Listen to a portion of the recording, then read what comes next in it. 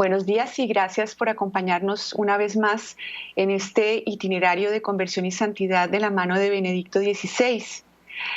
Hoy vamos a hablar de la oración de Jacob, de esta lucha nocturna que tuvo Jacob en su encuentro con Dios. Y es una belleza porque aquí vemos cómo en realidad en el cristianismo se juega no tanto un aprender a pensar, a sentir o a hacer las cosas de manera diferente, sino que lo que está en juego es nuestro nombre, es lo que somos. Y en esta lucha, en este encuentro, en esta oración de Jacob, vamos a ver justamente esto. Esta audiencia general del Papa Benedicto XVI hace parte de una serie de audiencias que el Papa hizo en el año 2011 sobre la oración. Entonces los invito, como siempre, a que lean directamente el texto en la página del Vaticano. En el libro del Génesis se narra en la lucha con Dios en el vado de Jacob, en el que Jacob se encuentra con Dios. Vamos a hacer un recuento de lo que había sido la vida de Jacob. Nosotros sabemos que ellos habían sido gemelos, son hijos de Isaac, el hijo de Abraham, pero Esaú nace primero. Y en esa época, en el pueblo judío, el primogénito era quien recibía la bendición especial del Padre y una relación, por lo tanto, especial con Dios.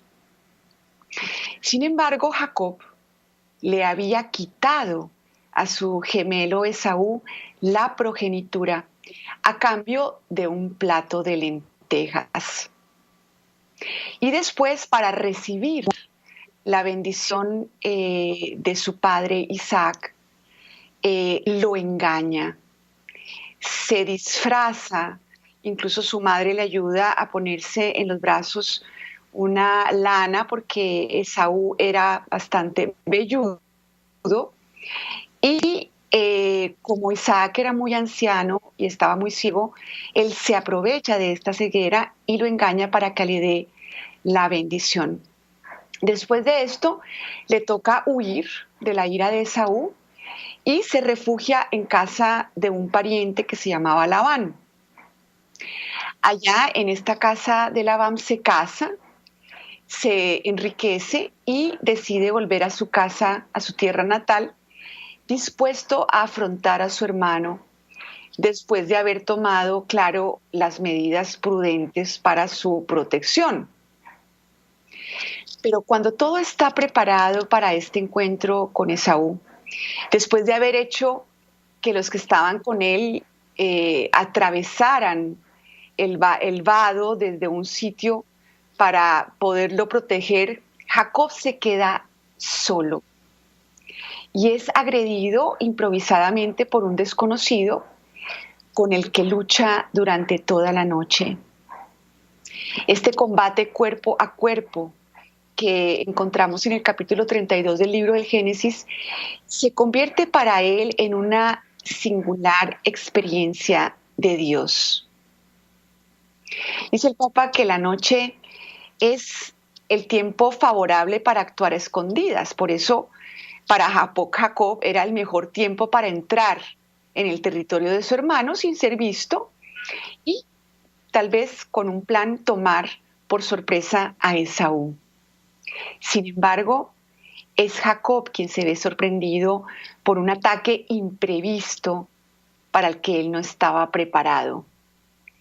Había usado su astucia para tratar de evitar una situación peligrosa. Pensaba tenerlo todo controlado. Y en cambio ahora tiene que afrontar una lucha misteriosa que lo sorprende en soledad y sin darle la oportunidad de organizar una defensa adecuada. Esto es bien interesante porque el ser humano para lograr lo que quiere de Dios, de los demás. Se construye una personalidad defensiva en la cual pretende tener todo controlado y obtener por la fuerza o por virtud o porque así cree conseguirlo, se organiza para conseguir lo que quiere, pero a través de todas estas artimañas y estrategias. Y así es como siempre nos presentamos ante Dios. El Papa Benedicto XVI dice en el libro Introducción al Cristianismo que la verdad del hombre es que siempre se opone a la verdad, que siempre, esa es nuestra condición desde el pecado original, en la que el demonio nos engañó para desconfiar de Dios y para hacernos creer que nosotros podemos construirnos nuestro ser, nuestra identidad por nuestras propias fuerzas y por lo tanto el hombre solo, sin esa conexión con Dios profunda en su interior, se construye un falso yo, efectivamente como se lo construyó Jacob. Sin embargo, fíjense todo el tiempo que Dios lo dejó vivir a Jacob con ese falso yo. El hombre se fue, se casó, se enriqueció, trabajó, o sea, pasaron años. Pero llega el momento de la conversión, en donde Dios dice, bueno, hasta aquí.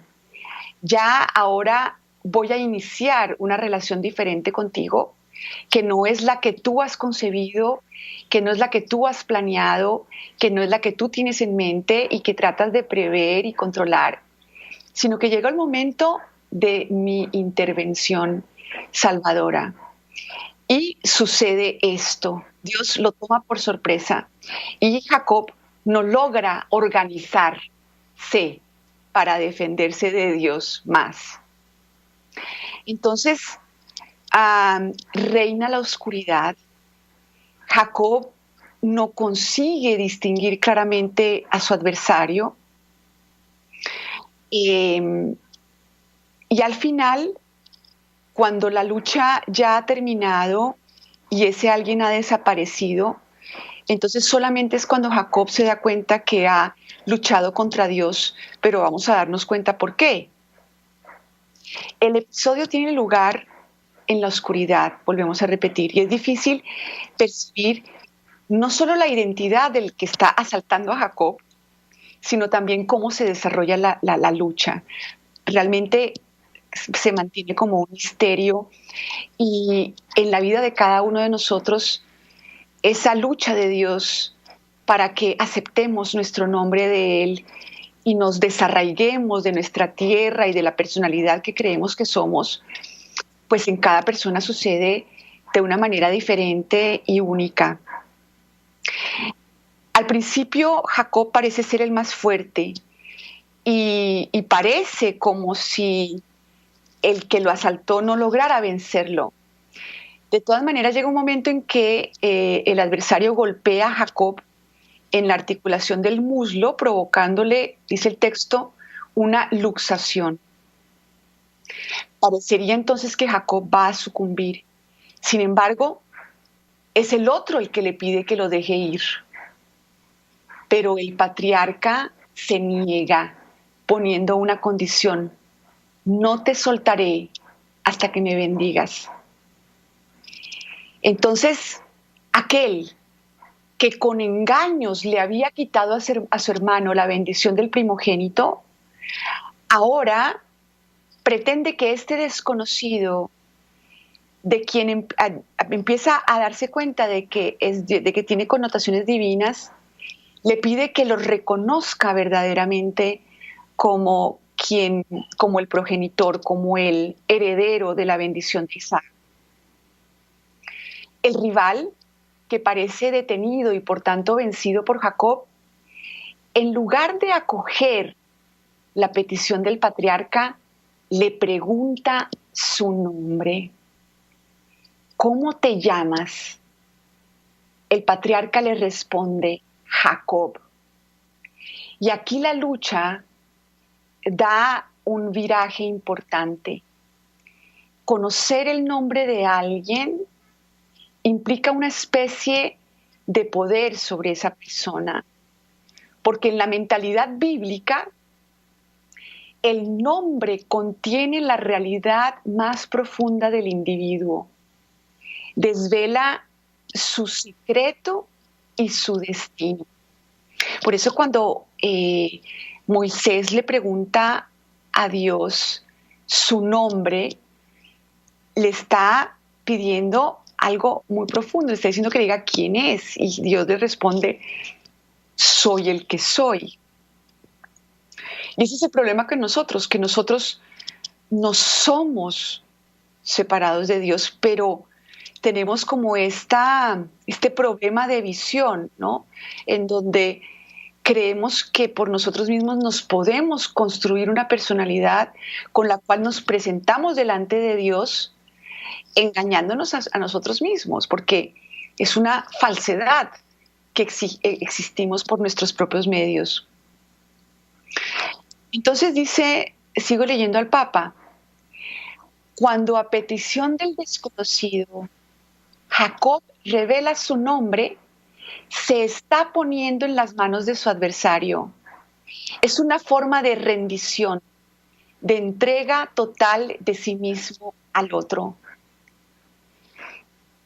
Entonces es hermoso porque esa lucha termina con una rendición en donde este adversario que sabemos que es Dios, finalmente digo: no, dime cuál es tu nombre, y Jacob lo reconoce. Y fíjense que aquí después el Papa hace una interpretación del nombre de Jacob, de lo que significaba para Jacob haber reconocido cómo se llama. En este gesto de rendición, Jacob resulta vencedor porque recibe un nombre nuevo. Y este adversario le dice, como Jacob se entrega y dice cuál es su nombre, en ese momento puede recibir de Dios una nueva relación, pero que ahora es iniciativa de Dios. Ya no parte de estas intenciones de Jacob de tener su relación con Dios en sus términos, con sus estrategias, con su idea de la relación con Dios. Dios irrumpe en su vida con una relación diferente y por eso le cambia el nombre. Ya no te llamarás Jacob, sino Israel, porque has luchado con Dios y con los hombres y has vencido. Dice, es Israel. Nosotros sabemos que el pueblo elegido se denominó de ahí en adelante como el pueblo de Israel. Pero entonces es un nombre que no se da el pueblo mismo, sino que es producto de esta relación de elección que Dios tiene con el pueblo elegido. Desde ahí en adelante se llamará el pueblo de Israel por esa relación nueva que surge entre Dios y Jacob, que es Israel. Y aquí el Papa nos explica qué significa Jacob. Jacob era un nombre que aludía al origen problemático del patriarca. De hecho, en hebreo recuerda el término talón y remite al lector al momento del nacimiento de Jacob, cuando al salir del seno materno, sabemos que eran gemelos, mellizos, agarraba con la mano el talón de su hermano. Eso está en Génesis 25, 26. Casi presagiando la supremacía que alcanzaría en perjuicio de su hermano en la edad adulta. Pero el nombre de Jacob remite también al verbo engañar, suplantar. Pues bien, ahora en la lucha, el patriarca revela a su adversario, en un gesto de entrega y rendición, su propia realidad de engañador, de suplantador. Pero el otro, que es Dios, transforma esta realidad negativa en positiva. Entonces es una realidad reconocida y entregada a Dios como es. Y por eso Dios la puede transformar de negativa en positiva. Y por eso Jacob, el engañador, se convierte en Israel.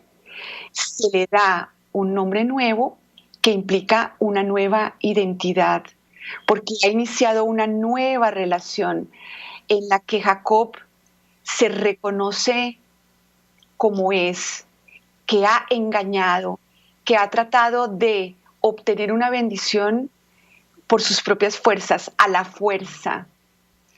Y al reconocerlo y entregarlo, recibe este nuevo nombre. Pero también aquí el relato mantiene su voluntaria duplicidad, porque el significado más probable del nombre Israel es: Dios es fuerte, Dios vence, Dios es capaz de vencer todas nuestras estructuras engañosas de nuestra personalidad. Así pues, Jacob ha prevalecido, ha vencido, eso es lo que dice el adversario, pero su nueva identidad, recibida del contrincante mismo, afirma y testimonia la victoria de Dios. Entonces, esto es maravilloso por lo que les digo. Nosotros como seres humanos, por este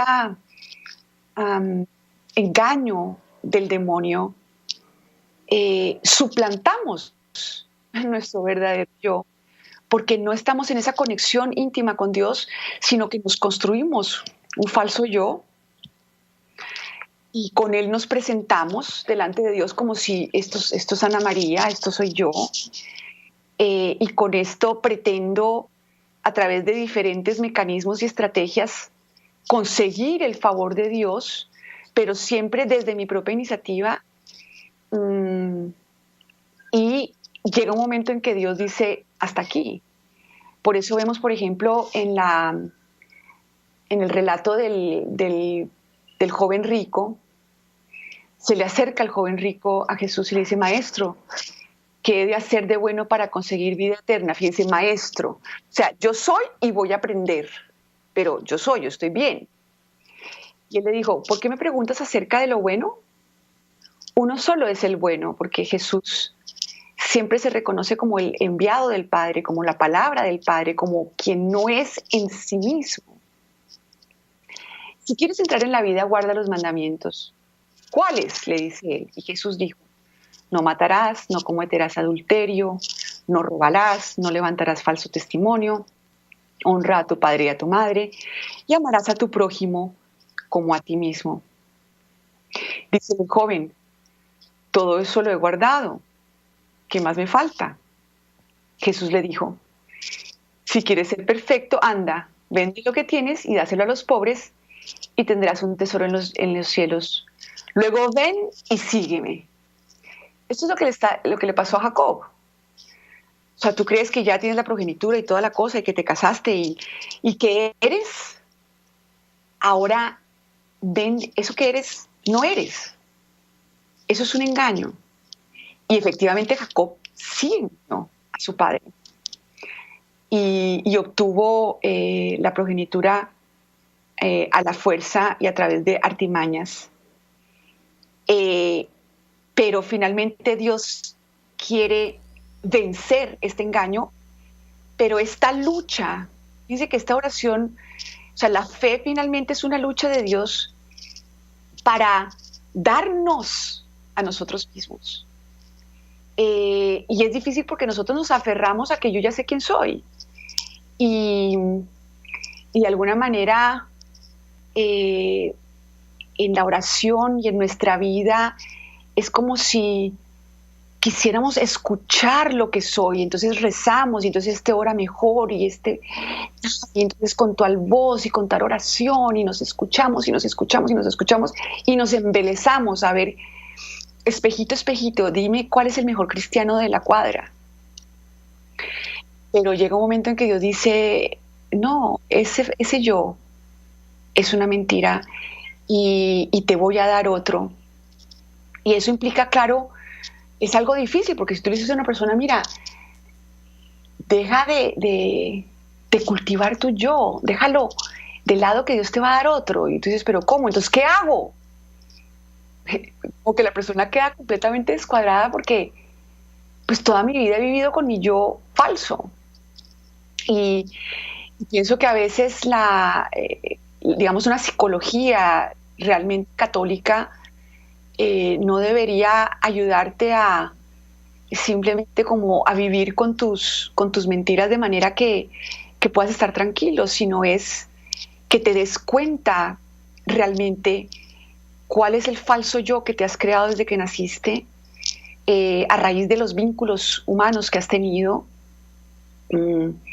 y que puedas empezar a desidentificarte de todo eso que no eres para empezar a recibir, a hacer recepción de tu verdadera identidad que es en Cristo, es decir, tu verdadero nombre cristiano, que no es algo que tú aprendes como si Cristo fuera un maestro que te enseña cosas, sino que es un cambio completamente del ser.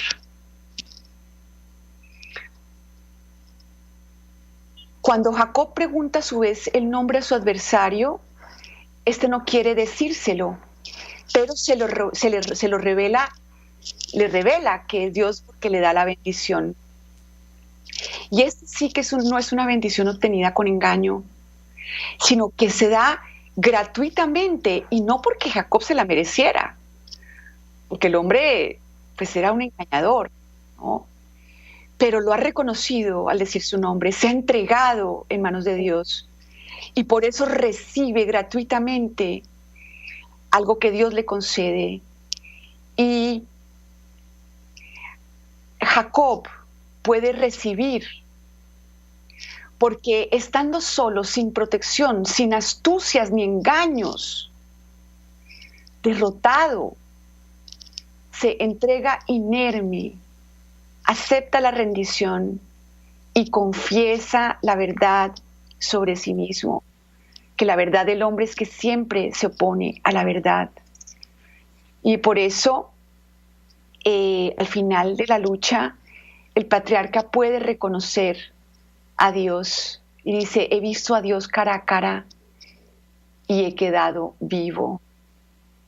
Y ahora puede atravesar el vado llevando un nombre nuevo, pero vencido por Dios y marcado para siempre, cojeando por la herida recibida.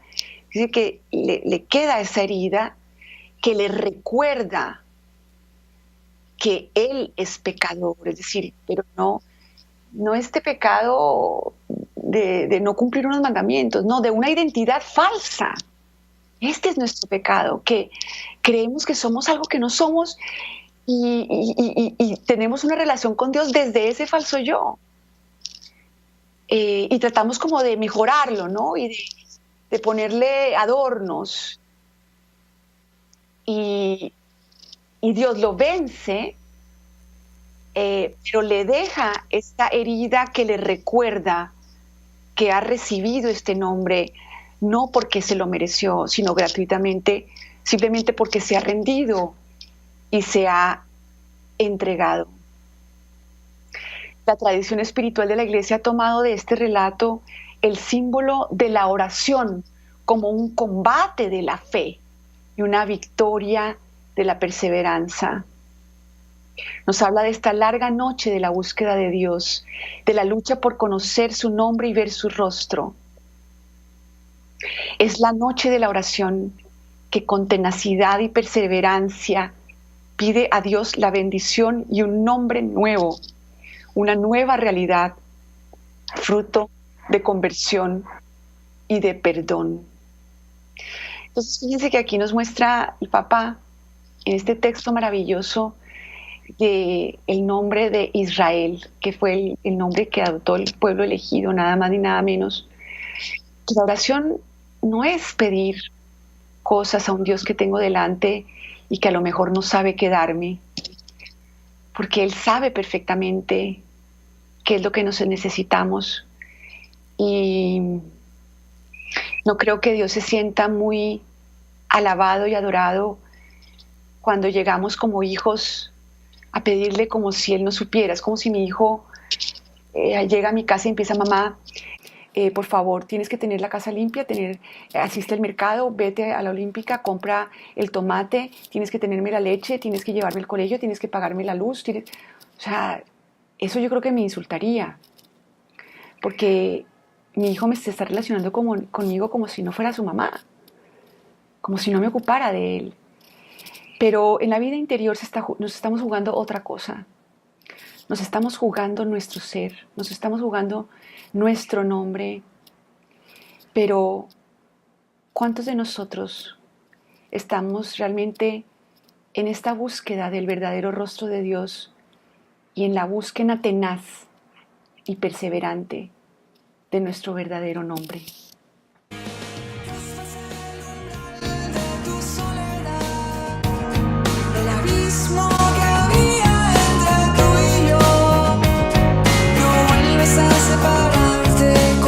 Está lo que eres tú, que has pasado el umbral de tu soledad.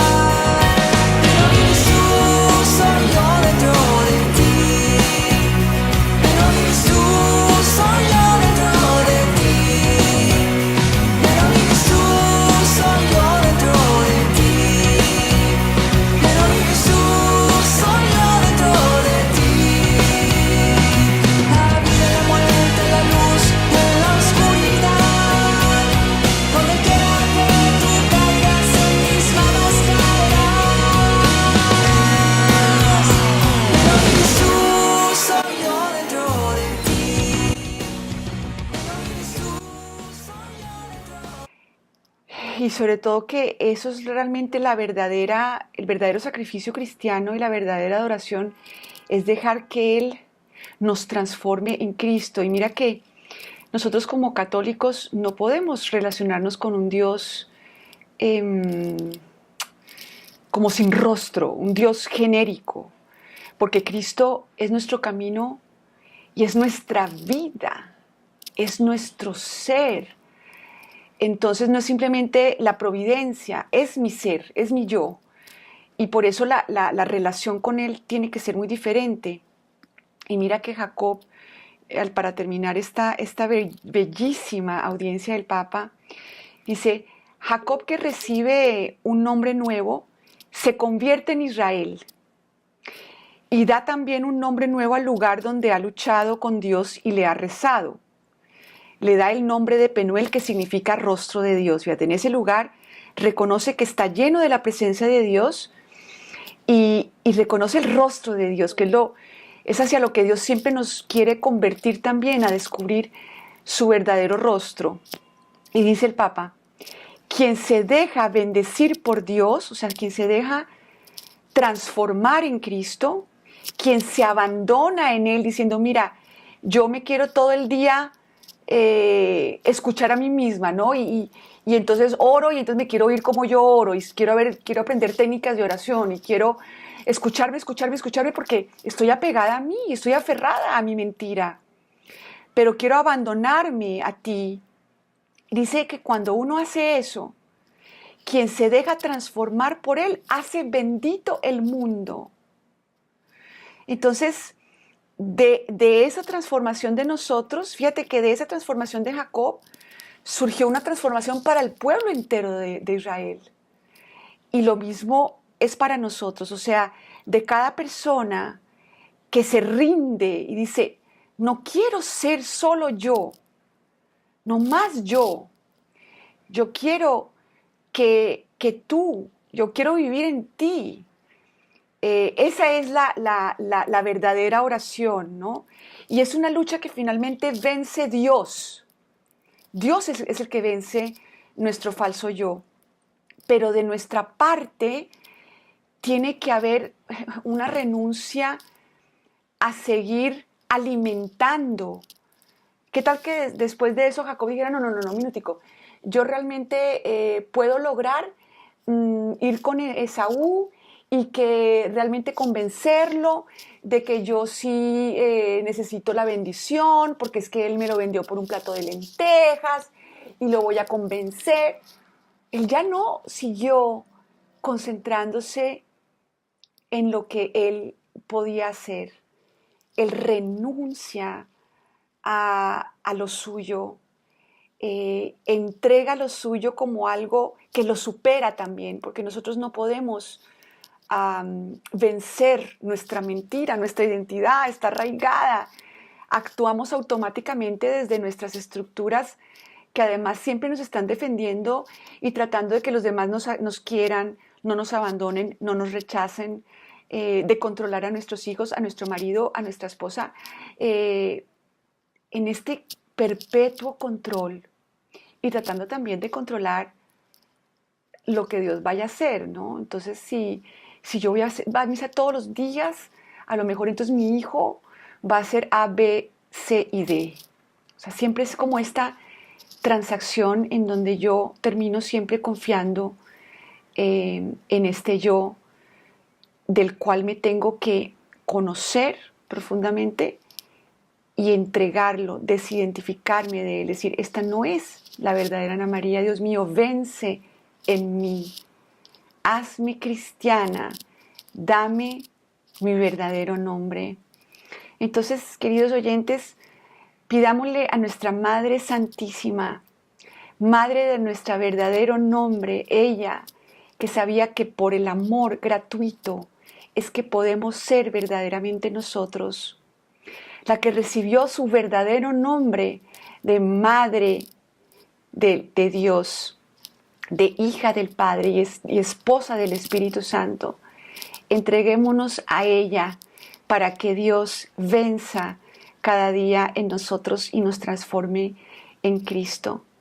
Les envío un abrazo fraterno y les pido su oración para que nunca sea solo yo, sino Cristo en mí. Quedamos con María.